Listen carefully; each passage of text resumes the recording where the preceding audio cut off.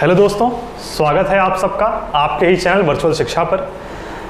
कल हम लोगों का एग्ज़ाम है और उससे रिलेटेड जो क्वेश्चंस इंपॉर्टेंट हो सकते हैं उन क्वेश्चंस को आज लेकर के मैं आया हूँ। ठीक है, तो कल आपका जो बिजनेस एनवायरनमेंट का पेपर है इसमें सबसे इम्पॉर्टेंट क्वेश्चन, क्योंकि जब मैं पिछले कई साल के पेपर्स देख रहा था तो उसमें एक क्वेश्चन कॉमन दिखा, वो है what is business environment and what are the importance of business environment. या तो what is business environment and what are the components of business environment. अब अगर ये क्वेश्चन हमसे पूछता है तो इसको अटेम्प्ट करने का तरीका क्या होगा? पहले तो हम डिफाइन करेंगे, पहले तो हम बिजनेस एनवायरनमेंट को क्या करेंगे? डिफाइन करेंगे, और इसको डिफाइन करने के बाद हम इसके कंपोनेंट्स को बनाएंगे। और कंपोनेंट्स को बनाने के तरीके क्या होंगे? इनके कंपोनेंट्स को पहले इसको हम डिफाइन कर देंगे, और डिफाइन किस तरीके से करेंगे तो आपने मेरा पिछला वीडियो देखा होगा, ठीक है ना। उसमें मैंने बहुत ही आराम से, बहुत ही सही तरीके से बिजनेस एनवायरनमेंट की डेफिनेशन दी। उसके बाद अकॉर्डिंग टू केथ डेविस और एक आध दो डेफिनेशन मैंने उन लोगों की भी दी थी। जब उसके बाद हमको क्वेश्चन अटेम्प्ट करना होगा और जब 20 नंबर का ये क्वेश्चन आएगा तो उसमें से 5 मार्क्स आपके डेफिनेशन पे होंगे और जनरली 15 मार्क्स जो होते हैं वो कंपोनेंट्स पे होते हैं। तो कंपोनेंट्स को हम क्या करेंगे? कंपोनेंट्स पर आएंगे और फिर कंपोनेंट्स को हम एक फ्लो चार्ट के रूप में बनाएंगे। फ्लो चार्ट में हम इंटरनल एनवायरनमेंट की बात करेंगे, हम एक्सटर्नल की बात करेंगे। हम इंटरनल में जो भी बिजनेस की इंटरनल चीजें हैं, चाहे हम उसके स्ट्रक्चर की बात करें, चाहे हम उसके कैपेबिलिटी की बात करें, उसकी फाइनेंशियल कैपेबिलिटी की बात करें, पर्सनल कैपेबिलिटी की बात करें, ये सब चीजें क्या हैं? ये सब इंटरनल फैक्टर्स हैं। इंटरनल फैक्टर्स की बात हम यहां कर लेंगे इस साइड में। और जब एक्सटर्नल की बात होगी तो एक्सटर्नल को हम 2 पार्ट में डिवाइड कर लेंगे, एक हमारा जो माइक्रो होगा और दूसरा जो हमारा मैक्रो होगा। ठीक है, ये एक क्वेश्चन यहां पे बनने का पूरा चांस है। माइक्रो पे आपसे क्वेश्चन जनरली नहीं पूछा जाएगा, आपसे पूरा बिजनेस एनवायरनमेंट के कंपोनेंट्स को पूछा जाएगा। और जो क्वेश्चन 10 मार्क्स या 5 मार्क्स में आने वाले हैं उनमें से जनरली जो मैक्रो के कई सारे कंपोनेंट्स हैं इनके बारे में पूछ लिया जाता है। जैसे आपके पॉलिटिकल हो जाएं, आपके लीगल हो जाएं, आपके सोशल हो जाएं, कल्चरल हो जाएं, इन सारी चीजों के बारे में जो क्वेश्चंस बनते हैं, इकोलॉजिकल हो जाएं, इन सब चीजों के बारे में जो क्वेश्चन है वो कई बार अलग से 5 मार्क्स या 10 मार्क्स में पूछ लेता है। तो आपका काम क्या है? आप बिजनेस एनवायरनमेंट की डेफिनेशन को क्लियर करेंगे, उसके इंपॉर्टेंस को क्लियर करेंगे, और उसके बाद जो इसके कंपोनेंट्स हैं सबसे इंपॉर्टेंट इस पूरे सिलेबस में बिजनेस एनवायरनमेंट के, इसके इंटरनल और एक्सटर्नल पार्ट को आप क्लियर करेंगे। इंटरनल में क्या काम है इसका, एक्सटर्नल में माइक्रो और मैक्रो क्या है, इनको डिफाइन भी करेंगे। पहले ये फ्लो चार्ट बनाएंगे, फिर इसको हल्का हल्का हम डिफाइन करेंगे, और इनके जो भी डिस्क्रिप्शन है, चाहे वो इकोनॉमिक हो, इकोलॉजिकल हो, सोशल हो, कल्चरल हो, पॉलिटिकल हो, लीगल हो, इन सारी चीजों को हम याद कर लेंगे और फिर इनको थोड़ा थोड़ा डिफाइन कर देंगे। 20 मार्क्स में अगर ये क्वेश्चन आता है तो हम आराम से 5 से 6 पेज का आंसर इसको लिख सकते हैं। बात समझ में आ रही है? तो एक क्वेश्चन तो ये हो गया। दूसरा क्वेश्चन जो पूछता है वो इंडियन बिजनेस एनवायरनमेंट के बारे में पूछता है, ठीक है ना। Indian business environment. अब इंडियन बिजनेस एनवायरनमेंट का मतलब भारत के बिजनेस एनवायरनमेंट की हम लोग बात कर रहे हैं। भारत में बिजनेस एनवायरनमेंट में अगर हम बिजनेस की बात करें तो हम लोग उसको 3 पार्ट में डिवाइड करते हैं। कौन सा पार्ट? एक हो गया आपका प्री इंडिपेंडेंस पीरियड, जो आजादी के पहले का समय था, मैंने वीडियो में बताया।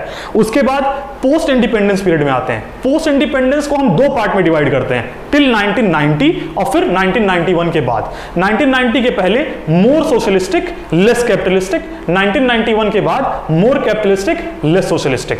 तो इसको पूछने का क्या तरीका हो सकता है? इंडियन बिजनेस एनवायरनमेंट करके आपसे पूछ ले, या तो आपसे यह पूछ ले कि पोस्ट लिबरलाइजेशन पीरियड में जो इंडिया का बिजनेस एनवायरनमेंट है उसको समझाइए। तो पोस्ट लिबरलाइजेशन का मतलब उन 3 पार्ट में से कौन सा पार्ट? तो तीसरा पार्ट जो 1991 के बाद का बिजनेस एनवायरनमेंट। बात समझ में आ गया? ठीक है, आपसे ये 2 क्वेश्चंस पूछे जा सकते हैं। इसके बाद आपसे पूछा जा सकता है कि स्वॉट एनालिसिस क्या है, ठीक है ना। स्वॉट एनालिसिस क्या है? जब हम इंपॉर्टेंस लिखेंगे बिजनेस एनवायरनमेंट का तो उसमें ये हम जान सकते हैं कि बिजनेस में क्या उसका स्ट्रेंथ है, क्या वीकनेस है, क्या अपॉर्चुनिटीज हैं, क्या थ्रेट्स हैं। ये सब भी जानने में क्या मदद करता है? जो इन्वायरमेंट है वो हमको मदद करता है। बात समझ में आ रही है? तो ये सारी चीजें हमको क्लियर होनी चाहिए, ये सारी चीजें हमको अच्छे से क्लियर होनी चाहिए। फिर जब आप आते हैं आगे तो आपसे इंडस्ट्रियल पॉलिसी पे क्वेश्चन पूछा जा सकता है। इंडस्ट्रियल पॉलिसी पे क्वेश्चन पूछा जा सकता है। तो इंडस्ट्रियल पॉलिसी हम लोग 1948 वाली जानते हैं। हम लोग फिर 1951 वाली जानते हैं जो रिजोल्यूशन एक्ट था, ठीक है। और फिर हमको जनरली इंडस्ट्रियल पॉलिसी जो है वो 48-51 की ना पूछकर वो रीसेंट की बात करेगा, और रीसेंट की जब बात करेगा तो हम 1991 वाला जो वो एलपीजी वाला मॉडल है उसको हम क्या करेंगे, उसको हम आसानी से समझाने की कोशिश करेंगे। बात समझ में आ गई? तो ये आपके कुछ क्वेश्चंस हैं। इसके बाद फिस्कल पॉलिसी और मॉनेटरी पॉलिसी में से एक क्वेश्चन रहेगा। फिस्कल पॉलिसी अगर पूछता है तो फिस्कल पॉलिसी को पहले डिफाइन करेंगे कि ये वो पॉलिसी है जो सरकार के द्वारा दी जाती है, ये करने के लिए की जाती है। फिर फिस्कल पॉलिसी के ऑब्जेक्टिव्स क्या हैं, क्या तरीके हैं, तो ऑब्जेक्टिव्स क्या हैं किसी पॉलिसी के, तो कोई पॉलिसी बना रहे हैं तो कुछ ऑब्जेक्टिव के साथ ही आएगा। क्या करने के लिए, तो इकोनॉमिक स्टेबिलिटी के लिए, प्राइस स्टेबिलिटी के लिए, ग्रोथ करने के लिए, डेवलपमेंट करने के लिए, बात समझ में आ रही है, एम्प्लॉयमेंट जनरेट करने के लिए। तो ये सारी चीजें हमको वहां पढ़नी होती हैं। यही चीज हम मॉनेटरी पॉलिसी में अगर पूछ लिया हमसे तो हम क्या करेंगे, वो पॉलिसी जो रिजर्व बैंक ऑफ इंडिया, अगर इंडिया के पर्सपेक्टिव में पूछता है, अगर हमसे मॉनेटरी पॉलिसी पूछता है, ऑफ इंडिया नहीं बोलता है तो सेंट्रल बैंक नाम रखेंगे, और इंडिया के पर्सपेक्टिव में वहां हम ब्रैकेट में लिख देंगे कि रिजर्व बैंक ऑफ इंडिया। बात समझ में आ रही है? और फिर उनके जो हम मेजर्स की बात करेंगे तो उसमें quantitative measures, qualitative measures. Quantitative measures में क्या क्या चीजें आती हैं तो मैंने आपको बताया है। क्वांटिटेटिव मेजर्स में आप कह सकते हैं कि आपका रेपो रेट हो गया, बैंक रेट हो गया, रिवर्स रेपो रेट हो गया, बात समझ में आ रही है, ओपन मार्केट ऑपरेशन हो गया, लीगल रिजर्व रिक्वायरमेंट हो गया। इन सब चीजों के बारे में हम लोगों ने वीडियोस में बात की है, ठीक है ना। तो ये सब जो चीजें हैं ये आपसे पूछे जा सकते हैं। फिस्कल पॉलिसी में आप क्या गवर्नमेंट एक्सपेंडिचर की बात करेंगे, आप टैक्स रेट की बात करेंगे, पब्लिक डेप्ट की बात करेंगे, आप बोरोइंग्स की बात करेंगे फ्रॉम आरबीआई, ठीक है ना। इसमें कोई समस्या नहीं, ठीक है ना। तो ये कुछ क्वेश्चंस हैं। इसके अलावा जो कुछ इंपॉर्टेंट क्वेश्चंस हैं उनको भी एक बार हम लोग देख लेते हैं जो सिलेबस के अकॉर्डिंग हम लोगों ने देखा है। आप बस 1 मिनट रुकिए, देखते हैं हम लोग, ठीक है। जब पहला जो यूनिट है आपका वो बिजनेस एनवायरनमेंट के कंसेप्ट, कंपोनेंट्स और इंपॉर्टेंस की बात कर रहा है, जिसके बारे में हम लोगों ने बात कर लिया। सेकंड यूनिट में आपका इनकम, सेविंग, इन्वेस्टमेंट, ठीक है, ट्रेड, बैलेंस ऑफ पेमेंट। इसमें बैलेंस ऑफ पेमेंट का क्वेश्चन बन सकता है। बैलेंस ऑफ पेमेंट क्या है तो ये आपको पता है, ये एक तरह का इकोनॉमिक ट्रांजेक्शन है। इकोनॉमिक ट्रांजेक्शन है किसका, एक सिस्टमेटिक रिकॉर्ड। किस चीज का इकोनॉमिक ट्रांजेक्शन? एक देश दुनिया के, विश्व के कई सारे देशों के साथ जो भी इकोनॉमिक ट्रांजेक्शन कर रहा है उसका एक सिस्टमेटिक रिकॉर्ड, ठीक है ना। बैलेंस ऑफ पेमेंट क्या है, एक सिस्टमेटिक रिकॉर्ड है किस चीज का, इकोनॉमिक ट्रांजैक्शन का, जो एक देश दुनिया के कई सारे देशों के साथ कर रहा है इन फाइनेंशियल ईयर, उसी को हम क्या कहते हैं, उसी को हम बैलेंस ऑफ पेमेंट कहते हैं। अब इकोनॉमिक ट्रांजैक्शन में आपका विजिबल ट्रेड आ जाता है, इनविजिबल ट्रेड आ जाता है, यूनिलैटरल आ जाता है, कैपिटल आ जाता है। अब आपसे क्वेश्चन क्या पूछ सकता है एक और, कि difference between balance of trade and balance of payment. तो बैलेंस ऑफ ट्रेड में हम लोग विजिबल की बात करते हैं और बैलेंस ऑफ पेमेंट में हम लोग सबकी बात करते हैं, सारे इकोनॉमिक ट्रांजैक्शन की बात करते हैं। बैलेंस ऑफ ट्रेड क्या है, क्योंकि एक कम चीज की बात हो रही है तो नैरो कॉन्सेप्ट है, और बैलेंस ऑफ पेमेंट क्या है, आपका एक ब्रॉड कॉन्सेप्ट है। बात समझ में आ रही है? तो इस तरीके से हम इन चीजों के डिफरेंसेस को भी बता सकते हैं। इसके अलावा जो अगला यूनिट 3 है इसमें unemployment, poverty, regional imbalance, social injustice, inflation, parallel economy, industrials. अब इसके बारे में सारे वीडियोस आपके पास उपलब्ध हैं, ठीक है ना। इसमें अनएम्प्लॉयमेंट क्या है आपको मालूम होना चाहिए, क्या कॉजेज हैं, कैसे इनको हम ठीक कर सकते हैं, ठीक है ना। यही सब चीजें यहाँ पर पूछी जाती हैं जनरली, कितने टाइप्स के अनएम्प्लॉयमेंट होते हैं, और इससे ज्यादा कुछ नहीं पूछा जाएगा। बात समझ में आ रही है? फिर पॉवर्टी की जब बात आती है तो पॉवर्टी को क्या कॉजेज हैं, कौन कौन से स्टेप्स लिए गए गवर्नमेंट के द्वारा, क्या क्या स्टेप्स आपको लगते हैं कि लेने चाहिए, बात समझ में आ रही है? तो ये सब चीजें आपको मालूम होनी चाहिए। रीजनल इंबैलेंस की बात हो सकती है। फिर सोशल इनजस्टिस, सोशल इनजस्टिस का मतलब भी क्लियर है, सोशल इनजस्टिस क्यों है, डिस्क्रिमिनेशन है, जेंडर इनइक्वालिटी है, फिर आपका बहुत सारे इसके फैक्टर्स हैं, ठीक है ना। आप आराम से सोचेंगे आप इसको बता सकते हैं सोशल इनजस्टिस का कारण क्या है, ठीक है। फिर इन्फ्लेशन क्या है, पैरेलल इकोनॉमी का पूरा वीडियो पड़ा हुआ है, पैरेलल इकोनॉमी आप देख सकते हैं, ठीक है ना। पैरेलल इकोनॉमी दो तरह की इकोनॉमी, एक इकोनॉमी जिसके बारे में डिस्कशन हर तरफ होता है, लेकिन वो एक इकोनॉमी जिसके हिसाब से, जिसके लिए कोई डिस्कशन नहीं होता है, जिसके बारे में किसी को नहीं पता है, वो पैरेलल इकोनॉमी है। इसका एक वीडियो यूट्यूब पर मेरे ही चैनल पे उपलब्ध है, आप इसको देख सकते हैं, ठीक है ना। और जिन्होंने सब्सक्रिप्शन लिया है उनको तो सारे वीडियोस वहां पर मिले होंगे बिल्कुल आराम से, ठीक है। फिर इंडस्ट्रियल सिकनेस, इंडस्ट्रियल सिकनेस के क्या कारण हो सकते हैं, तो ये भी इजी सा क्वेश्चन है, ठीक है ना। कॉजेज आपको पढ़ने हैं इंडस्ट्रियल सिकनेस के, ठीक है। फिर रोल ऑफ गवर्नमेंट, मॉनेटरी और फिस्कल पॉलिसी मैंने आपको बता दिया, इंडस्ट्रियल पॉलिसी मैंने आपको बता दिया। इंडस्ट्रियल लाइसेंसिंग, लाइसेंसिंग वाला जो 1951 का ये रिजोल्यूशन एक्ट था, इसी में ये लाया गया था। 1951 के रिजोल्यूशन एक्ट में क्या था, तो एक तो था कि 3 फोल्ड ऑफ क्लासिफिकेशन होगा। 3 फोल्ड ऑफ क्लासिफिकेशन का मतलब क्या था कि 29 इंडस्ट्रीज थी, 29 इंडस्ट्रीज में 17 industry directly to public sector, 12 industries public plus private, और इसके बाद अगर कोई खोलना चाहता है अपनी इंडस्ट्री या कोई भी काम करना चाहता है तो वो प्राइवेट होगा। यानी कि आप देख रहे हैं कि 29 इंडस्ट्री में डायरेक्ट या इनडायरेक्ट इंपैक्ट किसका है, गवर्नमेंट का है, ठीक है ना। तो ये सारी चीजें थी। लाइसेंसिंग पॉलिसी भी उसी में लाया गया। लाइसेंसिंग पॉलिसी का क्या मतलब था, लाइसेंसिंग पॉलिसी लाने का जो कारण था वो क्या था, वो ये था कि हम किस तरीके से रीजनल बैलेंस बना सकते हैं, किस तरीके से जो महाराष्ट्र में इंडस्ट्री खुल रही है उतनी इंडस्ट्री हम बिहार में या यूपी में या बंगाल में खुलवा सकते हैं। लेकिन उसमें हम कामयाब नहीं हो पाए क्योंकि उसके पीछे ब्यूरोक्रेट्स ने बहुत शानदार काम किया, ठीक है। इसके बाद आपका जो अगला टॉपिक है वो export EXIM policy, export import policy है। तो एक्सपोर्ट इंपोर्ट पॉलिसी 5 साल के लिए आती है, ठीक है ना। इसके बारे में हल्का सा देख लीजिएगा। फिर इसके बाद है रेगुलेशन ऑफ फॉरेन इन्वेस्टमेंट, फिर collaboration in the light of अच्छा फॉरेन इन्वेस्टमेंट के बारे में बात हो रही है, रेगुलेशन, ये सब चीजें हम लोगों ने वीडियोस में बात की हैं, बहुत ही डिटेल में बात की हैं, ठीक है ना। फिर है आपका करंट 5 ईयर प्लान, इसके बारे में भी हम लोगों ने बहुत डिस्कशन किया है, वीडियो इस पर भी पड़ा हुआ है, आप इसको देख सकते हैं, ठीक है ना। सबसे इंपॉर्टेंट जो ये लास्ट यूनिट है, लास्ट यूनिट नंबर 6, इसमें जितने भी ये ऑर्गेनाइजेशंस हैं, इन ऑर्गेनाइजेशंस के ऑब्जेक्टिव्स और फंक्शंस आपको देखने हैं। कब ये शुरू हुआ, बात समझ में आ रही है, कितने मेंबर कंट्रीज हैं, फिर ये कब से चला, इसका क्या ऑब्जेक्टिव था, क्या फंक्शनिंग है, इन चीजों को आपको अभी देखना बहुत जरूरी है, ठीक है ना। तो ये सबसे पहले अगर अभी आपको पढ़ाई शुरू करनी है तो मेरे हिसाब से यूनिट नंबर 6 से आप स्टार्ट कीजिए। यूनिट 6 में जो भी सार्क है, WTO है, IMF है, जो भी वर्ल्ड बैंक है, इन सारी चीजों का आप एक एक पेज का नोट्स बना लीजिए, 5, 6, 7, 8 पेज लगेंगे, उनको बना करके किनारे कर लीजिए ताकि कल सुबह पढ़ लेंगे। बात समझ में आ रही है। और उसके बाद ऊपर के जितने टॉपिक्स हैं वो सारे वीडियोस आपके पास उपलब्ध हैं, आप उनको आराम से यहां पर देख सकते हैं, ठीक है ना। तो इसमें इंपॉर्टेंट क्वेश्चंस की अगर हम लोग बात करें तो हम लोगों ने 4-5 क्वेश्चन के बारे में यहाँ पर बात की। बैलेंस ऑफ पेमेंट के बारे में इसके अलग से हम लोगों ने बात की। प्राइवेटाइजेशन क्या है, इसको आप आराम से डिफाइन कर सकते हैं। इसके मेरिट्स और डिमेरिट्स क्या है, इसको आप आराम से डिफाइन कर सकते हैं। रीजनल इम्बैलेंस के बारे में भी हम लोगों ने बात की। फिर जो बैलेंस ऑफ पेमेंट और बैलेंस ऑफ ट्रेड का डिफरेंस है उसके बारे में भी हम लोगों ने बात की। फिर हम लोगों ने अनएम्प्लॉयमेंट प्रॉब्लम जो इंडिया में है उसके बारे में अगर आपसे कह दे कि डिस्कस कीजिए इसके बारे में, तो अनएम्प्लॉयमेंट प्रॉब्लम के बारे में आपको बात करनी पड़ेगी, ठीक है ना। क्या कॉजेज हैं, क्या कारण है कि हमारे यहाँ इतना अनएम्प्लॉयमेंट है, ठीक है ना। बहुत सारी चीजें हैं। फिर आपको कुछ मेजर्स बताने पड़ेंगे कि किन तरीकों से हम उन अनएम्प्लॉयमेंट की प्रॉब्लम को रिजॉल्व कर सकते हैं, ठीक है ना। ये सब चीज़ें कुछ हैं। और इंडस्ट्रियल पॉलिसी का क्वेश्चन है, वो भी हम लोगों ने बात कर ली। Causes of increase in price in India की अगर बात करती है तो इन्फ्लेशन वाली बात होती है। अभी मैं क्यों इन्फ्लेशन वाली बात को नहीं कर रहा हूँ, क्योंकि मैं आपको इन्फ्लेशन 10 मिनट में भी बता देता हूँ, इसलिए मैंने अभी इसको छोड़ा हुआ है। और इसके अलावा वर्ल्ड ट्रेड ऑर्गेनाइजेशन आप पढ़ेंगे, ठीक है, वीडियोस पे उपलब्ध भी है। फिर इसमें ऑब्जेक्टिव्स ऑफ वर्ल्ड बैंक, ये भी मैंने आपको बता दिया। मीनिंग ऑफ पॉवर्टी, ठीक है, स्टेप्स क्या होने चाहिए गवर्नमेंट के, उस वीडियो में मैंने सारी चीज़ बताई है।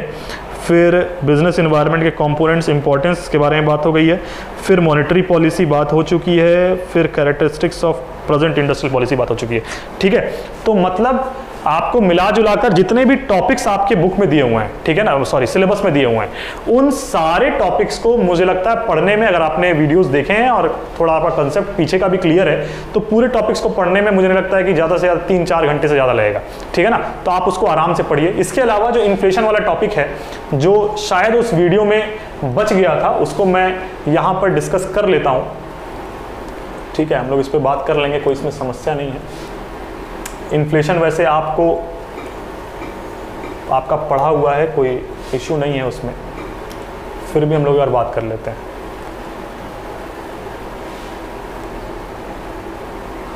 देखिए इन्फ्लेशन की अगर हम लोग बात करें तो इन्फ्लेशन का मतलब क्या हो गया। अगर मान लीजिए ये पेन है मेरे पास, अगर ये पेन महंगा हो गया, कल मार्केट में हम गए तो क्या इस पेन के प्राइस के बढ़ जाने की वजह से हम ये कह सकते हैं कि मार्केट में इन्फ्लेशन आ गया? नहीं। क्यों? क्योंकि प्राइस का बढ़ जाना इन्फ्लेशन का आ जाना नहीं होता है, जनरल प्राइस लेवल का बढ़ जाना इन्फ्लेशन का आ जाना होता है। इसीलिए जब हम इन्फ्लेशन को डिफाइन करते हैं तो इन्फ्लेशन के डेफिनेशन में हम इस बात को लिखते हैं कि इन्फ्लेशन क्या है, rise in general price level in an economy, ठीक है ना। इसी को हम क्या कहते हैं, एक तरीके से इसी को हम इन्फ्लेशन कहते हैं। अब ये इन्फ्लेशन आने के क्या क्या कारण होते हैं, इनको हम देख लेते हैं। देखिए यहाँ पर डिफाइन भी किया हुआ है, rise in general price level in an economy is known as inflation. फिर रीजंस क्या है इन्फ्लेशन के, तो demand pull inflation, cost push inflation, ठीक है। अब इकोनॉमिक्स पे जाएंगे तो इसका एक अच्छा सा ग्राफ है, लेकिन हम लोगों को उसकी यहाँ पर जरूरत नहीं है, हम लोग बिजनेस एनवायरनमेंट पढ़ रहे हैं ना कि इकोनॉमिक्स, ठीक है। तो डिमांड पुल इन्फ्लेशन का मतलब क्या हो गया, जब आपकी डिमांड इकोनॉमी में बढ़ जाए, सप्लाई उतनी ही रह जाए, ठीक है ना, डिमांड की वजह से जब इन्फ्लेशन हो रहा हो, ठीक है ना। जैसे कि मेरे पास अगर 4 पेन है और 5 पेन की अगर डिमांड है, उस डिमांड के अधिक होने की वजह से अगर कीमत बढ़ जाए तो उसको हम डिमांड पुल इन्फ्लेशन कहेंगे। लेकिन कई बार ऐसा नहीं होता है, जैसे इंडिया में अभी चल रहा है, मैं भी आपको बताता हूं इसके बारे में, ठीक है। तो डिमांड पुल इन्फ्लेशन में क्या है, अगर इसको हम देखें तो यहां पर इससे कारण क्या हो सकता है, रिस्पांस। अगर डिमांड बढ़ गया, प्रोडक्शन कम है, उससे ज्यादा मांग हो रही है, तो क्या पॉलिसी उसके रिस्पांस में गवर्नमेंट ले आ सकती है, तो इंक्रीज इन टैक्स कर सकती है। टैक्स बढ़ा देगी तो क्या होगा, आप तभी ज्यादा डिमांड कर रहे हैं जब आपके पास पैसा ज्यादा है, जो आपकी डिस्पोजेबल इनकम है आपके पास ज्यादा है, टैक्स बढ़ा देंगे तो डिस्पोजेबल इनकम कम हो जाएगी, तो क्या होगा, आप इन्फ्लेशन कंट्रोल कर लेंगे, आप कम डिमांड करेंगे। डिक्रीज इन गवर्नमेंट एक्सपेंडिचर, सरकार क्या करती है गवर्नमेंट एक्सपेंडिचर के तौर पर, इंफ्रास्ट्रक्चर बनवाती है, सब्सिडी देती है, तो ये सब चीजें मान लीजिए आपको सब्सिडी कम दे तो आपके हाथ में कम पैसा जाएगा, तो कम डिमांड करेंगे। मिला जुलाकर बात क्या हो रही है, डायरेक्टली आपके डिमांड को कम करने की बात हो रही है। तो ये क्या हो गया, ये डिमांड पुल इन्फ्लेशन है, क्योंकि डिमांड ही इन्फ्लेशन को पुल किया था, तो डिमांड को ही कम कर दें तो क्या होगा, आपकी जो इकोनॉमी में जो इन्फ्लेशन है वो कंट्रोल हो जाएगा। लेकिन दूसरा होता है, इसको हम कहते हैं cost push inflation. Cost push inflation में क्या है कि जब कॉस्ट ऑफ प्रोडक्शन, जैसे कि मान लीजिए इसमें हम लोग बहुत बढ़िया कंसेप्ट पढ़ते हैं इन्फ्लेशनरी स्पाइरल का या फिर वेज प्राइस स्पाइरल का। इसमें होता क्या है कि मान लीजिए कीमत बढ़ गई, किसी चीज की कीमत बढ़ी हुई है, तो क्या होगा, आप लेबर जो है वो कह रहा है कि हमसे 8 घंटे की जगह 10 घंटे काम करवा रहे हैं, 10 घंटे काम करवा के हमको उतना ही वेज दे रहे हैं और अपने खूब मुनाफा कमा रहे हैं। तो वो क्या कहेगा, वो कहेगा कि नहीं हमारी भी वेज बढ़ाई है। तो वेज क्या है, कॉस्ट ऑफ प्रोडक्शन है, कॉस्ट है, तो कॉस्ट बढ़ानी पड़ेगी। कई बार उनके बोलने पर वो नहीं बढ़ाते हैं, तो फिर लेबर का एक यूनियन है, लेबर यूनियन इकट्ठा होता है, फिर वो सब मांग करते हैं, तो फिर क्या होता है, उनकी वेजेस को बढ़ाया जाता है। तो क्या हुआ, प्राइस बढ़ी, वेज बढ़ा। अब वेज बढ़ेगी तो फिर उसको अपना प्रॉफिट चाहिए, तो फिर वो अपने प्राइस को बढ़ाएगा। यानी कि जो इन्फ्लेशनरी स्पाइरल है या वेज प्राइस स्पाइरल है, इसमें होता क्या है, when wage catches price and price catches wage, तो यही वाला जो प्रोसेस है इसको हम क्या कहते हैं, इसको हम इन्फ्लेशनरी स्पाइरल कहते हैं, या फिर हम इसको वेज प्राइस स्पाइरल कहते हैं। और इसके लिए जो पॉलिसी है वो क्या होगी, इंटरेस्ट रेट को कम करना, टैक्स को कम करना, वेज रिसेशन स्टार्ट्स इसमें जो हो जाती हैं, ठीक है। फिर जो इसके कॉजेज हैं इन्फ्लेशन के, यही क्वेश्चन आपसे जनरली पूछा जाएगा, demand pull inflation, cost push inflation, devaluation, increase in money supply. अच्छा, इंक्रीज इन मनी सप्लाई का मतलब क्या हो गया, अब मनी सप्लाई का जो कंसेप्ट है उसके इंक्रीज या डिक्रीज करने का कंसेप्ट एक किसका है, ये मॉनेटरी पॉलिसी का है, रिजर्व बैंक ऑफ इंडिया का है। तो अगर मनी सप्लाई इकोनॉमी में ज्यादा हो जाए तो सीधी सी बात है, मनी का फ्लो ज्यादा हो रहा है, यानी लोगों के हाथ में पैसा ज्यादा है, लोगों के हाथ में पैसा ज्यादा रहेगा तो डिमांड क्या होगा, एग्रीगेट डिमांड ज्यादा हो जाएगा, वो ज्यादा डिमांड करेंगे, तो डिमांड जब ज्यादा हो जाएगा तो अपने आप कीमतें बढ़ना शुरू हो जाएंगी, ठीक है। फिर डिवैल्यूएशन का मतलब क्या है, डिवैल्यूएशन का मतलब क्या है, तो आपको याद होगा फॉरेन एक्सचेंज आपने चैप्टर पढ़ा था, एक शब्द था डिवैल्यूएशन, एक था डेप्रिसिएशन। डिवैल्यूएशन और डेप्रिसिएशन में छोटा सा डिफरेंस क्या था, एक डिवैल्यूएशन जो है वो गवर्नमेंट के द्वारा किया जाता है और डेप्रिसिएशन जो है वो मार्केट फोर्सेस के द्वारा होता है। लेकिन दोनों का मतलब क्या था, डोमेस्टिक करेंसी की वैल्यू का घट जाना। बात समझ में आ रही है, तो अगर डोमेस्टिक करेंसी की वैल्यू घट जाएगी तो क्या होगा, डोमेस्टिक करेंसी की वैल्यू घट गई, यानी कि अगर हम इसको समझने की कोशिश करें तो मान लीजिए कि $1 बराबर अगर 70 रुपए था, अब $1 बराबर अगर 75 रुपए हो जाए, तो यानी करेंसी की वैल्यू क्या हो गई, पहले से ये 70 से 75 हो गया तो करेंसी की वैल्यू क्या हुई, घट गई। करेंसी की वैल्यू, डोमेस्टिक करेंसी की वैल्यू घट गई। अब डोमेस्टिक करेंसी की वैल्यू घटी तो जरा इधर से देखिए, इधर से मतलब यूएस के हो जाइए, यूएस के होंगे तो ये क्या देख रहे हैं कि $1 में पहले हम भारत से 70 रुपए का सामान ले पाते थे, अब हम $1 में 75 का सामान ले रहे हैं। तो यूएस के होने के कारण हम क्या चाहेंगे कि ज्यादा से ज्यादा हम सामान लें, ज्यादा से ज्यादा सामान लें, मतलब यूएस चाहेगा कि हम ज्यादा से ज्यादा इंपोर्ट करें। तो यूएस का इंपोर्ट भारत का क्या है, भारत का एक्सपोर्ट है, भारत एक्सपोर्ट करेगा। तो कई बार सरकारें जानबूझ के डिवैल्यूएशन करती हैं ताकि अपने देश में जो एक्सपोर्ट का लेवल है उसको इंक्रीज किया सके। एक्सपोर्ट बढ़ाने का कारण क्या है कि ज्यादा फॉरेन करेंसीज देश में आए, बात समझ में आ रही है? तो इससे क्या होगा, इससे खूब सारा मांग होगा, डिमांड बढ़ जाएगा, इंपोर्ट ज्यादा करना है, डिमांड ज्यादा हो जाएगा, तो डिमांड ज्यादा क्या होगा, तो क्या होगा, मनी का फ्लो इकोनॉमी में ज्यादा होगा, और मनी का फ्लो इकोनॉमी में ज्यादा होगा तो क्या होगा, महंगाई आ जाएगी, इन्फ्लेशन आ जाएगा, कॉस्ट पुश इन्फ्लेशन, क्योंकि कॉस्ट बढ़ जाती है, वेजेस बढ़ जाते हैं। बात समझ में आ रही है? तो कॉस्ट के बढ़ने की वजह से जो इन्फ्लेशन आएगा उसको हम कॉस्ट पुश इन्फ्लेशन, डिमांड की वजह से जो इन्फ्लेशन आएगा उसको डिमांड पुल इन्फ्लेशन, ठीक है ना। तो ये कुछ 4 पॉइंट्स हैं जो हमको इसमें समझने हैं। वेज प्राइस स्पाइरल के बारे में मैंने आपको बता दिया, वेज प्राइस स्पाइरल के बारे में मैंने बता दिया, ठीक है ना। इसमें जो सीधी सी लाइन होती है वो यही हमको लिखनी होती है कि when wage catches price and price catches wage, तो यही वाली जो लाइन है इसी को हम क्या कहते हैं, एक तरीके से वेज प्राइस स्पाइरल कहते हैं, ठीक है ना। प्राइस बढ़ी तो वेज बढ़ाने की मांग हुई, जैसे ही वेज बढ़ेगा प्राइस और बढ़ेगा, कॉस्ट ऑफ प्रोडक्शन बढ़ गया तो कीमत तो बढ़ेगी, बात समझ में आ रही है। वेज बढ़ेगा तो कॉस्ट ऑफ प्रोडक्शन बढ़ जाएगा, कॉस्ट ऑफ प्रोडक्शन बढ़ेगा तो और कीमत बढ़ जाएगी, फिर ये प्रोसेस क्या होगा, चलता रहेगा। तो वेज प्राइस स्पाइरल ये चलता रहता है कॉन्सेप्ट, ठीक है ना। फिर क्या मेजर्स हैं इनको ठीक करने के, तो मेजर्स की अगर हम बात करें तो फिर से वही फिस्कल और मॉनेटरी मेजर्स आपने पढ़ा है। फिस्कल मेजर्स क्या हैं, फिस्कल मेजर्स में वो मेजर्स हैं जो सरकार बनाती है, सरकार अगर भारत के रिस्पेक्ट में बात करें तो गवर्नमेंट ऑफ इंडिया बनाती है, इसमें गवर्नमेंट एक्सपेंडिचर है, इसमें टैक्स रेट है। तो गवर्नमेंट एक्सपेंडिचर कब बढ़ा दिया जाएगा, जब डिफ्लेशन होगा, जब इकोनॉमी में मांग कम होगी, डिमांड कम होगी, तो ज्यादा खर्च करेगी सरकार, इंफ्रास्ट्रक्चर ज्यादा बनवाएगी, ज्यादा आपको सब्सिडी देगी ताकि आपके हाथ में पैसा आए और आप डिमांड करें, ठीक है ना। लेकिन जब इन्फ्लेशन है तो क्या होगा, इसी फिस्कल मेजर्स में सरकार अपने गवर्नमेंट एक्सपेंडिचर को कम कर देगी ताकि कम सब्सिडी आपको दे, ताकि आपके हाथ में कम पैसा हो और आप कम मार्केट में ले जाके मनी की सप्लाई कर, मनी को फ्लो कराएं।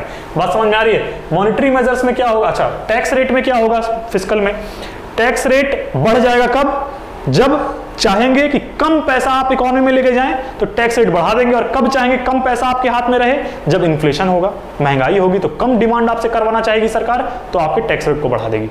फिर दूसरा, अगर डिफ्लेशन है तो डिफ्लेशन का केस तो हमको पढ़ना नहीं है, लेकिन आप समझ सकते हैं उसका वाइस वर्सा। फिर इसके बाद मॉनेटरी पॉलिसी है, मॉनेटरी पॉलिसी में हम लोग आरबीआई की पॉलिसी के बारे में बात करते हैं अगर इंडिया की बात हो रही है, और मॉनेटरी पॉलिसी वर्ल्ड वाइड चलती है, ठीक है ना। इंडिया के रिस्पेक्ट में बात करेंगे तो आरबीआई वो पॉलिसी बनाएगी, सेंट्रल बैंक जो है, ठीक है। आरबीआई के जो पॉलिसी बनाने का तरीका होगा उसके 2 इंस्ट्रूमेंट्स होंगे। एक इंस्ट्रूमेंट कौन सा होगा, एक होगा क्वांटिटेटिव इंस्ट्रूमेंट, चलिए इसको मैं बता ही देता हूँ, क्योंकि मॉनेटरी या फिस्कल में से एक क्वेश्चन बनता है कल आना, ठीक है ना, एक क्वेश्चन बनता है कल आना, इसलिए हम लोग इसके बारे में बात कर ही लेते हैं।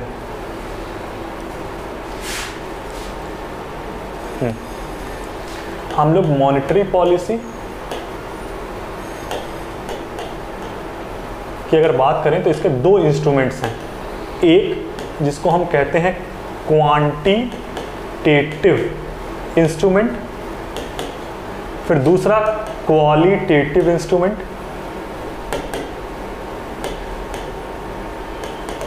ठीक है, क्वांटिटेटिव इंस्ट्रूमेंट में क्वांटिटीज को इंक्रीज या डिक्रीज करना, ठीक है ना, यानी मनी सप्लाई को बढ़ाना घटाना। इसमें क्या क्या चीजें आती हैं, इसमें आपका बैंक रेट आता है, इसमें आपका रेपो रेट आता है, इसमें आपका रिवर्स रेपो रेट आता है, इसमें आपका लीगल रिजर्व रिक्वायरमेंट आता है,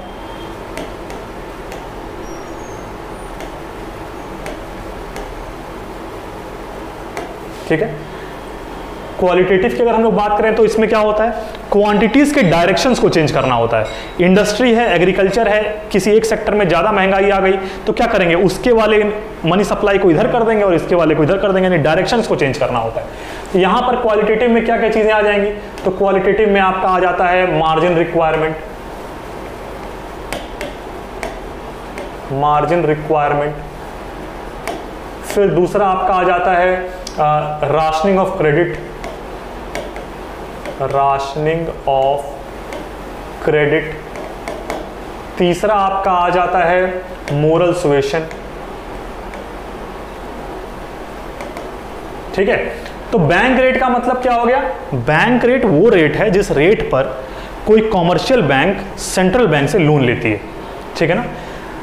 रेपो रेट का मतलब भी सेम है, लेकिन रेपो रेट में शॉर्ट पीरियड का लोन की बात होती है और बैंक रेट में लॉन्ग पीरियड की बात होती है। यही बेसिक सा डिफरेंस है। रिवर्स रेपो रेट में उल्टा, रेपो रेट का उल्टा। अब कौन लोन ले रहा है? अब सेंट्रल बैंक लोन ले रही है। किससे? कॉमर्शियल बैंक से। तो जिस रेट पर लेगी उसको reverse repo rate. Legal reserve requirement का मतलब क्या हो गया? लीगल रिजर्व रिक्वायरमेंट जैसे मान लीजिए आप 1000 रुपए बैंक में गए और आपने डिपॉजिट किया। 1000 रुपए बैंक में जब आप डिपॉजिट करेंगे तो उसमें से मान लीजिए 200 रुपए आपको रिजर्व रखना है। 200 रुपए क्या रखना है? रिजर्व। 200 रुपए आपको इसमें से रिजर्व रखने हैं। इस 200 रुपए में से आपको 100 रुपए कैश के रूप में रिजर्व रखना है और बाकी के 100 रुपए आपको बॉन्ड्स या फिर बाकी सारे रूप में रिजर्व रखना है। ठीक है ना? तो जो आप कैश के रूप में रिजर्व रखते हैं उसको आप कहते हैं कैश रिजर्व रेशियो, CRR, और जो आप बॉन्ड्स और बाकी सारे तरीकों से रखते हैं उसको आप कहते हैं SLR। ठीक है ना? SLR, statutory liquidity ratio.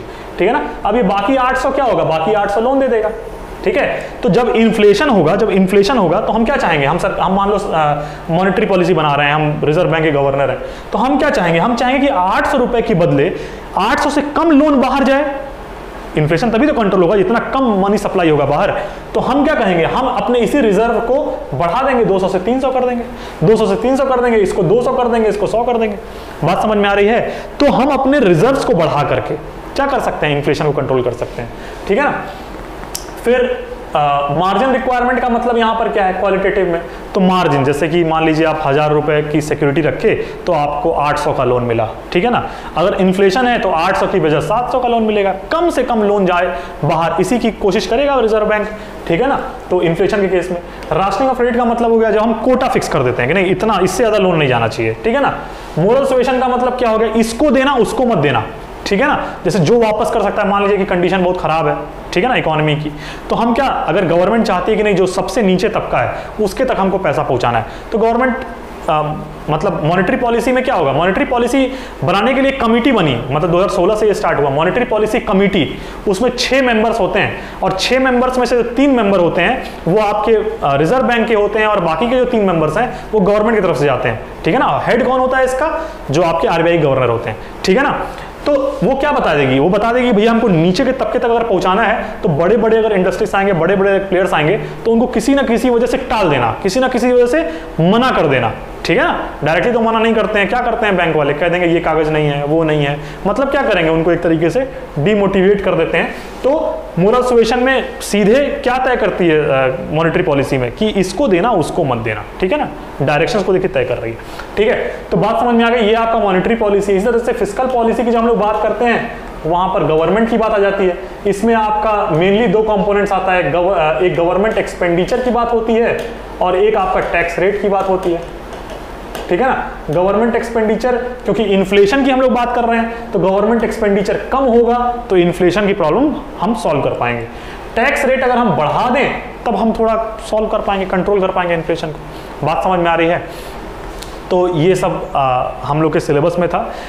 Important बार बार मैं कह रहा हूं कि व्हाट इज बिजनेस एनवायरनमेंट, उसके इंपॉर्टेंस और उसके कंपोनेंट्स 20 मार्क्स में एक क्वेश्चन बनता है। 20 मार्क्स के अलावा जो उसके मैक्रो कंपोनेंट्स थे उसमें से एक आध क्वेश्चन हो सकता है कि 10 नंबर या 5 नंबर में पूछ ले।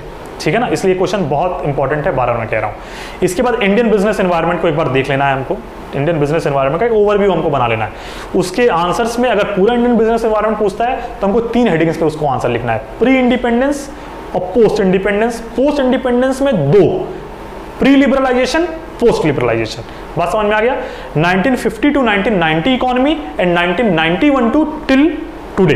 ठीक है ना? जो इकोनॉमी है तो प्री इंडिपेंडेंस में भी क्या था इंडियन बिजनेस एनवायरनमेंट? हम लोग किसी ना किसी रूप में आप ब्रिटिशर्स की जो चीजें थी जो आपने क्लास 12 में पढ़ा है, क्या बता सकते हैं कि किस तरीके से हमारे यहाँ से रॉ मटेरियल्स ले जाते थे, अपने यहाँ से जो घटिया किस्म के फिनिश गुड होते थे वो हमको यहाँ ले आके देते थे। तो हमारा एनवायरनमेंट क्या था? एक तरीके से जो बिजनेस की उस समय कंडीशन थी, हमारे small scale large scale business को पूरी तरीके से तबाह कर दिया था। वो तो वर्ल्ड वॉर के बाद 1-2 इंडस्ट्री हमारे यहाँ लगवा दिया, लेकिन स्मॉल स्केल इंडस्ट्री जिसपे भारत की अर्थव्यवस्था पूरी तरीके से टिकी हुई है उसका एम्प्लॉयमेंट हो, उसकी हर चीज़ें अगर हम देखें, जो इकोनॉमी है उसका जो बैकबोन है हमारे यहाँ वो स्मॉल स्केल इंडस्ट्री है, लेकिन हमारे यहाँ स्मॉल स्केल इंडस्ट्री को ब्रिटिशर्स ने पूरी तरीके से डिस्ट्रॉय कर दिया था। तो ये हो गया हमारा प्री इंडिपेंडेंस पीरियड की बात हम कर सकते हैं। फिर सेकंड पॉइंट पे हम जब आएंगे पोस्ट इंडिपेंडेंस की बात करेंगे, तो उसमें हम लोग बताएंगे पोस्ट इंडिपेंडेंस को हम लोग दो पार्ट में डिवाइड कर सकते हैं। एक 1950 से 1990 तक का पीरियड, फिर दूसरा 1991 से लेकर अभी तक का पीरियड। 1950 से 1990 तक में हम बता सकते हैं कि किस तरह से हमारी जो पॉलिसी थी वो किस तरीके से रेस्ट्रिक्टिव पॉलिसी थी, किस तरीके से रेगुलेटिव पॉलिसी थी। रेस्ट्रिक्टिव रेगुलेटिव होने का मतलब क्या हो, क्या एग्जांपल्स हैं इस बात के, कैसे हम इस चीज को माने। तो इसका बहुत बड़ा एग्जांपल है आपका लाइसेंसिंग पॉलिसी, किस तरह से हम रेगुलेट कर रहे थे कि नहीं यहीं खुलना चाहिए इंडस्ट्री, यहां ना खुले, ठीक है ना। किस तरीके से हम रेस्ट्रिक्ट कर रहे थे, कहां पर रेस्ट्रिक्ट कर रहे थे, MRTP एक्ट आया, ठीक है ना 1969 में। फिर इसी तरीके से हमने फेरा लाया फॉरेन एक्सचेंज को रेगुलेट करने की बात। तो हमारा जो 1950 से 1990 तक का जितना भी एक्ट है वो सब एक तरीके से रेस्ट्रिक्शन करने का या रेगुलेशन करने का एक्ट है। लेकिन 1990 के बाद से 1991 से लेकर के अभी तक हमने क्या किया, लिबरलाइज किया, यानी कि क्या कर दिया, जो रेगुलेशन था, जो रेस्ट्रिक्शन था उसको थोड़ा सा छूट दे दी, वे ठीक है, मतलब हाँ। फिर उसके बाद प्राइवेटाइज किया, जो 29 इंडस्ट्रीज मैंने आपको बताया थ्री फोल्ड ऑफ क्लासिफिकेशन में, जिसमें डायरेक्टली या इनडायरेक्टली गवर्नमेंट का हस्तक्षेप था, उसको हम लोगों ने क्या किया अपने 1991 के बाद प्राइवेटाइज करने की बात करनी शुरू किया। नहीं, हम प्राइवेटाइजेशन को भी प्रमोट करेंगे, ठीक है। फिर हम आ गए ग्लोबलाइजेशन पे हम आए, तो हम क्या किए, हम जो अपने इकोनॉमिक बॉर्डर्स को जो रुके हुए थे कि नहीं यहां से हम ना कैपिटल गुड वहां से यहां मंगाएंगे, ना हम कुछ यहां से वहां इंपोर्ट एक्सपोर्ट करने की कोशिश करेंगे, कम से कम कोशिश करेंगे। वो अलग बात है कि हम करते थे फिर भी, ठीक है ना, लेकिन उसमें दिक्कत क्या हो गई थी कि हमारा इंपोर्ट जो था वो बहुत ज्यादा बढ़ गया था। लेकिन क्योंकि हम लोगों ने कोटा लगाया था, टैरिफ लगाया था, तो कोटा और टैरिफ ये सब 1990 के पहले की बात है। 1990 के पहले, याद रखना ये बात। कोटा एक तरीके से क्या है, कोटा भी एक तरीके से रेगुलेशन है, रेस्ट्रिक्शन है कि नहीं इतना ही हम वहां से ले आएंगे, यहां पर किसी फॉरेन कंट्री से इतना ही हम इंपोर्ट कराएंगे। बात समझ में आ रही है, ये भी एक रेस्ट्रिक्शन था। फिर टैरिफ क्या था, टैरिफ आपकी एक तरीके से टैक्स की तरह काम करता है, इसमें हम लोगों ने बात की है वीडियो में, ठीक है ना। फिर टैरिफ हो गया, कोटा हो गया, इन सारी बात को हम लोग 1990 तक लिख दिया। 1991 से LPG की बात लिखेंगे, जहां पर ग्लोबलाइजेशन की बात भी आ जाएगी, ठीक है ना। फिर ये सारी बात हम लोग लिख देंगे। MRTP आपका चेंज हो जाएगा कंपटीशन एक्ट में, फेरा आपका चेंज हो जाएगा फेमा में, ये सारी बात हम लोग पोस्ट लिबरलाइजेशन वाले में मेंशन कर देंगे। बात समझ में आ रही है। तो ये हो गया आपका इंडियन बिजनेस एनवायरनमेंट वाला क्वेश्चन। फिर आपका जो क्वेश्चन है जिसमें आपको नेशनल इनकम के बारे में अगर पूछ ले, तो नेशनल इनकम क्या है, नेशनल इनकम एक तरीके से सम टोटल है सारे फैक्टर इनकम्स का, जो किसके द्वारा कमाया जाता है, नॉर्मल रेसिडेंट के द्वारा कमाया जाता है, ठीक है ना, किसी एक इकोनॉमी में, किसी एक अकाउंटिंग ईयर में। बात समझ में आ रही है। अब नॉर्मल रेसिडेंट और नॉन रेसिडेंट क्या है, तो नॉर्मल रेसिडेंट आपको पता है जिसका economic interest within the country lie करे, ठीक है ना, economic interest within the country lie करे, ये सब बातें हैं। फिर इसके बाद हम लोग जो उसके ट्रेंड्स हैं नेशनल इनकम के, उसको हम लोग एक बार देख लेंगे। तो ट्रेंड्स को एक बार आप सर्च कीजिए गूगल पे, मिल जाता है, तो ठीक है, इसमें कोई समस्या की बात नहीं है, ठीक है ना। आप इसको इस तरीके से याद रख सकते हैं ट्रेंड्स को कि 5 ईयर प्लान जो है ना, अच्छा अगर आपके पास नहीं है वो ट्रेंड्स, तो अगर आपके पास क्लास 12 की बुक है तो एक बार 5 ईयर प्लान को एक बार देख लीजिएगा। 5 ईयर प्लान में क्या था कि फर्स्ट 5 ईयर प्लान में हमारा फोकस एग्रीकल्चर पे था, सेकंड में हमारा इतना था। और इससे अच्छा तरीका मैं आपको बता दूं इस क्वेश्चन को कवर करने का, मेरे ही चैनल पर इंडियन इकोनॉमी में मैंने इसका वीडियो डाला हुआ है। इंडियन इकोनॉमी के 4-5-6 वीडियो हैं, ठीक है ना। तो आप वैसे मैं लिंक डिस्क्रिप्शन में डाल दे रहा हूं अभी, तो उसको आप लोग देख लीजिएगा। तो उसमें मैंने क्या मेंशन किया है कि जितने भी आपके GDP थी, यानी कि क्या हमारा टारगेट था फर्स्ट 5 ईयर प्लान में, क्या हम अचीव किए, सेकंड में क्या टारगेट था, क्या अचीव किए, थर्ड में क्या टारगेट था, क्या अचीव किए। तो ये जो ट्रेंड्स हैं, ये आपको ट्रेंड्स वहां से नेशनल इनकम के मिल जाएंगे। बात समझ में आ रही है। तो ट्रेंड्स वाला क्वेश्चन भी आपका कंप्लीट हो जाएगा। इसके बाद हम लोग जब आते हैं तो पॉवर्टी, अनएम्प्लॉयमेंट, इसकी बात हम लोगों ने बहुत आराम से क्या पढ़ना है इसमें कि पॉवर्टी क्या है, अनएम्प्लॉयमेंट क्या है, इनके कॉजेस क्या हैं और इनको ठीक करने के मेजर्स क्या हैं। बात समझ में आ गया। इंडस्ट्रियल सिकनेस क्या है, इनको ठीक करने के मेजर्स क्या हैं, कॉजेस क्या हैं, ठीक है ना। रीजनल इंबैलेंस क्या है, इनको ठीक करने के क्या मेजर्स हैं। बात समझ में आ रही है। इंडस्ट्रियल सिकनेस, यही सब चीजें। फिर इंपॉर्टेंट लास्ट यूनिट को बार बार हमको देखना है। लास्ट यूनिट में क्या है, तो लास्ट यूनिट में जो भी सार्क और ये सारे ऑर्गेनाइजेशंस हैं, इनमें हमको क्या क्या याद रखना है, कब सेटअप हुआ, क्या ऑब्जेक्टिव्स थे, क्या फंक्शंस थे। बात समझ में आ गई। इतने क्वेश्चंस हैं, आपको अटेम्प्ट करने हैं। कोशिश कीजिएगा जितना ज़्यादा फ्लो चार्ट में अपनी बात को एक्सप्रेस कर पाएं। अगर क्वेश्चन आपको अच्छे से आता है तब फ्लो चार्ट में, अगर नहीं आता है तो ये खतरा मत लीजिएगा। अगर आता है तो मैं हमेशा रिकमेंड करूंगा कि फ्लो चार्ट में आंसर को पहले बार फ्लो चार्ट बना दीजिए, फिर अगले पेज से आप उसको डिफाइन करना समझाना शुरू कर दीजिए। अब अगर बिजनेस एनवायरनमेंट आपसे पूछता है तो पहले बिजनेस एनवायरनमेंट को आप डिफाइन करेंगे और फिर आप फ्लो चार्ट कंपोनेंट्स पे आकर के फ्लो चार्ट बना देंगे। बात समझ में आ रही है? तो इस तरीके से कल हम लोग इस आंसर्स को, इन क्वेश्चंस को डील करेंगे। और बाकी आपने असाइनमेंट तो देखा ही है, असाइनमेंट के जितने क्वेश्चंस हैं मुझे लगता है मैंने लगभग यहाँ पर समझा दिए, यहाँ पर क्लियर कर दिए। तो आप उन चीज़ों को फिर से एक बार जो मैंने कहा है आप उनको देखिए। अगर कहीं पर कोई प्रॉब्लम होती है तो उसको देखिए, ठीक है ना। और कोई समस्या हो तो आप उसको कमेंट कर सकते हैं, बाकी कोई दिक्कत नहीं है। और ऑल द बेस्ट, कल आराम से एग्ज़ाम दीजिएगा, आराम से अच्छा होगा एग्ज़ाम, कोई दिक्कत की बात नहीं है। और बाकी जो मैंने आपसे वीडियोस कहे हैं, जैसे कि आपको नेशनल इनकम के ट्रेंड्स की, मैं उसको लिंक में डालूंगा, तो एक बार आप डिस्क्रिप्शन बॉक्स देख लीजिएगा, ठीक है ना। बाकी जो भी समस्या हो बताइएगा। Thank you.